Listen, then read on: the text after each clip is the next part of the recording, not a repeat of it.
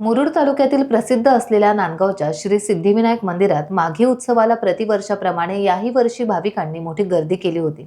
पहाटे 2 वाजता मंदिराचे पुजारी विनायक जोशी, महेश जोशी आणि शैलेश जोशी यांनी श्रींची षोडोपचारे पूजा केली। त्यानंतर चिटणीस गुप्ते कौटुंबिक ट्रस्ट तर्फे पूजा करण्यात आली, तर सेवा मंडळातर्फे गणेश गाणार यांनी सपत्नीक केलेल्या पूजेनंतर मंदिर भक्तांसाठी खुले करण्यात आले।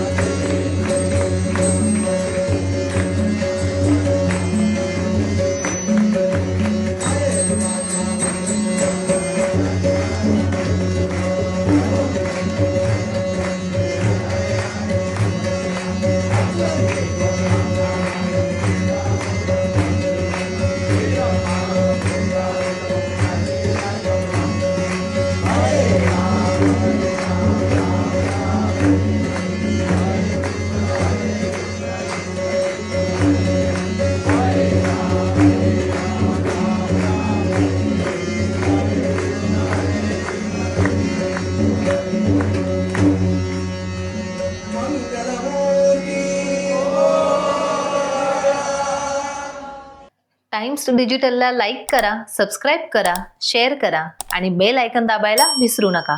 पाहत रहा टाइम्स डिजिटल।